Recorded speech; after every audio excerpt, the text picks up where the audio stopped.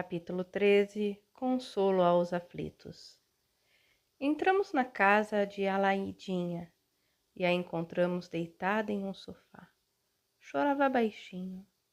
A doméstica da casa a cada instante lhe oferecia alguma coisa, mas chorosa e infeliz, nada aceitava. Foi quando um grupo de senhoras adentrou a sala. Foram-lhe aplicar passes. Alaidinha recebeu-as com a delicadeza, julgando que pudessem aliviar-lhe a dor. Contudo, logo começaram os conselhos. Alaidinha, não fique assim.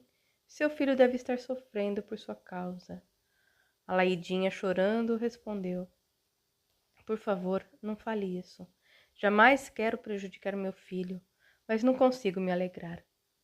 Outra mulher retrucou: Você tem de ir ao cinema, sair de casa, porque assim... Pelo amor de Deus, fale porque assim o quê? Seu filho está... E os conselhos iam chegando. A mulher que antes parecia triste, agora, além da tristeza, estava desesperada. Parecia que ela, lá fora, era a culpada da morte prematura do filho de 18 anos. Não aguentei, aproximei-me de Doralice e a intuí a dizer: Que nada, Laidinha, chore. Ponha para fora do seu coração as tristezas. Não as guarde no peito, chore. As lágrimas serão gotas orvalhadas de saudade. Jesus não se zangou com as Verônicas porque elas estavam chorando. Quem tem o direito de mandar uma mulher mãe buscar o sorriso quando a sua alma chora? As outras não acreditavam no que estavam ouvindo. Doralice indo contra nossa orientação? O que faz mal ao espírito são as revoltas, as blasfêmias. As lágrimas e a saudade não irão mudar a caminhada do recém-desencarnado. Uma das mulheres, discordando de Doralice, interrogou: Você acha certo ela ficar deitada o dia inteiro, chorando? Ela ainda não se levantou porque o seu corpo está fraco, trêmulo de dor e de saudade. Mas se todos os dias viermos aqui aplicar-lhe um passe e orar, logo ela estará em condições de voltar a viver normalmente. No momento, ninguém tem o direito de lhe perturbar o silêncio e a dor. A Laidinha gostou das palavras de Doralice e acentuou: Só quem está passando por um momento difícil pode aconselhar o outro. É fácil mandar alguém parar de chorar, o difícil é ter condição de diminuir a dor do outro. Choro porque estou sentindo muita dor e tristeza. A aflição dilacera meu coração. E Jesus disse: Bem-aventurados os aflitos, completou Doralice.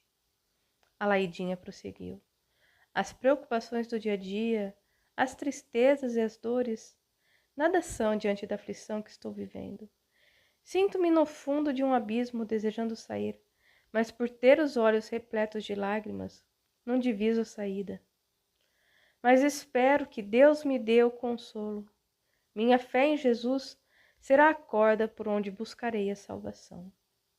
As outras ainda tentaram dizer: Não chore, vai fazer mal ao espírito do seu filho, coitadinho dele. Com sua tristeza ele está sofrendo. Meu Deus! Quem não tem condição de ajudar deve calar-se. Mais fazem mal as palavras erradas do que o silêncio. Visitar quem está sofrendo é uma bênção, mas deve ter-se o cuidado para não aumentar a dor. Quando a Laidinha se afastou por um momento, as outras duas comentaram: Coitada da Laidinha, está obsidiada. O filho está lhe perturbando. Doralice discordou da amiga, dizendo: Pelo amor de Deus, a Laidinha é apenas uma mãe que está sofrendo. Seu filho jamais irá obsediar a quem tanto ama. Coitado, ele não sabe que está perturbando a mãe, retrucou a outra. Por favor, vamos mudar de assunto? Sugeriu Doralice. Eu falei ao nosso grupo. E pena que existam pessoas que estão na doutrina, mas ainda não a aceitam como o consolador prometido por Jesus. A doutrina é um lenço branco que deve secar as lágrimas e jamais levar o desespero. Quando não se tem conhecimento, é preferível calar. Falar bobagens, querendo ajudar, é o mesmo que desejar nadar sem saber. Quem está sofrendo precisa do remédio da esperança. Dizer a uma mãe que ela está sendo obsidiada pelo filho é levá-la ao desespero. É muito complicado o que pensa o homem em relação à dor, disse Henrico. Ao falar bem-aventurados os aflitos, Jesus não quis dizer que a dor é uma felicidade. Ele quis ensinar que bendito é aquele que mesmo em aflição tem força para buscar Criador e jamais blasfema contra ele. Os aflitos são aqueles que passam por uma dor, como a que está sofrendo a Laidinha, ou que está atravessando um período de doença grave. As pequenas preocupações, as tristezas do dia a dia, são incômodos para a alma, mas o ser humano delas se livra. Agora, nas aflições, só Deus e Jesus têm condição de ajudar. O homem pode dar o remédio da palavra amiga, mas só eles curam as feridas das aflições.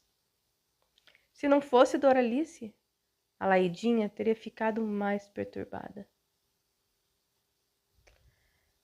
Quando terminaram de falar, fizeram uma prece e se retiraram.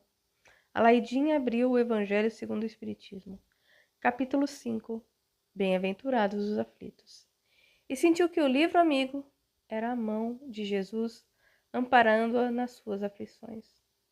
Todos nós, em silêncio, escutamos, gratificados por a Laidinha, uma saudosa mãe, encontrando consolo no Evangelho querido. Quando saímos, Henrico falou: a doutrina espírita é uma doutrina de amor e esperança. Pena muitos a julgarem um conto de terror. O que aconteceu com a Laidinha é um alerta para todos os que estudam a doutrina dos espíritos. Ficamos muito tristes quando ouvimos expositores e médiuns pregando uma doutrina de medo, que diz que todos vão para o umbral, sem uma explicação sequer, só afirmando que todos têm de passar pelo umbral. E não é verdade? Indaguei. Passam, nós mesmos estamos trabalhando nele. Mas poucos ficam durante anos nos vales de sofrimento. Quase todas as colônias de socorro estão nos umbrais, onde os espíritos são hospitalizados, tratados e têm condição de trabalhar. Para outras religiões existem o inferno e as penas eternas. Para a terceira revelação, que é a doutrina espírita, há muitas moradas na casa do Pai. E os umbrais são zonas de sofrimento por onde os espíritos imperfeitos irão passando de acordo com a sua vibração espiritual. Existem os vales de sofrimento, os vales dos ovoides, enfim, vários lugares, mas não conhecemos o inferno, nem o umbral, por onde dizem que obrigatoriamente todos têm de passar. Henrico, já trabalhamos em lugares horríveis, o inferno mesmo. Tais lugares existem, mas junto a eles, Jesus sempre está dando a sua assistência. E quem se propõe a ali sair logo é ajudado. Falamos isso porque estamos vendo que na doutrina espírita o Consolador prometido por Jesus, uma doutrina sem dogmas, sem talismãs, sem crendices, sem amuletos, sem estátuas. Muitos espíritas invigilantes estão colocando a bandeira do medo, do terror, dizendo ao encontrar um sofrido homem que ele está cumprindo pena expiatória, que a mulher que leva uma surra do marido está cumprindo com os desígnios de Deus, que o filho que agride os pais é porque é o inimigo do passado. E não é, Henrico? Não, não é. Existe a lei de ação e reação. O Consolador veio para explicar o que Cristo ainda não podia esclarecer, por estarem as criaturas na infância da humanidade. A doutrina ensina ao homem o quanto Deus é justo, o quanto o homem é amado por ele, por ser seu filho. Para você, Henrico, não existe karma? Nem conhecemos essa palavra. Para nós, o que existe é a bondade de Deus, manifestada sobre todas as suas criaturas. Cada ser tem um livro de sua vida, no qual escreve com os sentimentos que carrega no coração. A reencarnação é o reencontro de tudo o que deixamos ontem, mas não é por isso que temos de pagar nossas dívidas de maneira dura e cruel, para aliviarmos as partes envolvidas. O homem recebe de Deus uma consciência adormecida, e seu espírito aprendeu nas aulas da espiritualidade que precisa ser bom, e vai buscar o inimigo de ontem. Ambos terão a oportunidade de pagar as suas contas pretéritas com trabalho, lealdade, com amor. Caso contrário, se ao reencontrarem, iniciarem as mesmas brigas, os mesmos erros, ou se buscarem as noitadas, as orgias da vida, caminharão para a estrada da dor. Mas a todos, Deus oferta uma nova oportunidade, para que os faltosos se redimam e não que matem quem o matou ontem. Entendi. Por isso, sempre aconselhamos: quem não tem ainda condição de oferecer a verdade do Cristo, através da doutrina, deve ficar com as palavras de consolação. Quem está sofrendo não vai gostar de ouvir sobre débitos passados, não vai entender o que é obsessão. O sofredor está em busca de amor e de paz. A hora certa para se falar de sofrimento, de provas de expiação, e não quando somos chamados a consolar quem está sofrendo. O que deve fazer um grupo ao levar o consolo a quem está passando pela dor da saudade? Ora, orar, cantar músicas espíritas de fundo evangélico, ler alguns livros consoladores, jamais emitir opiniões próprias. Falar o menos possível.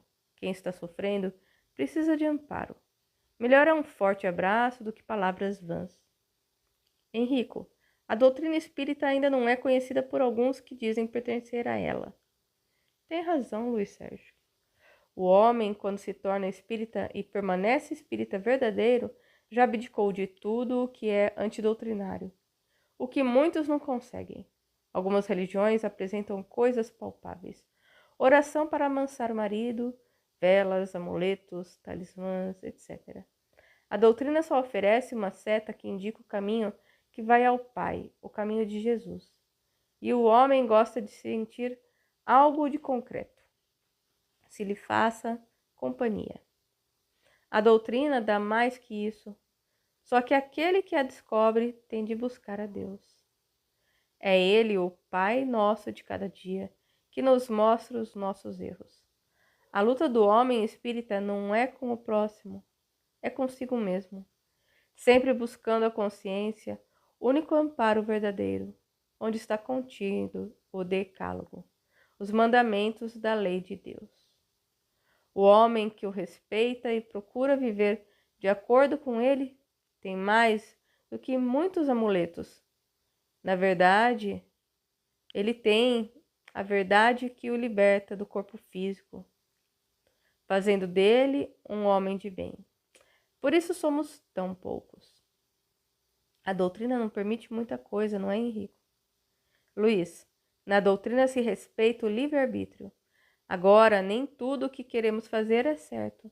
E como espíritas conhecemos os erros e os acertos. Se erramos, erramos conscientemente. Calei-me para melhor fixar os ensinamentos.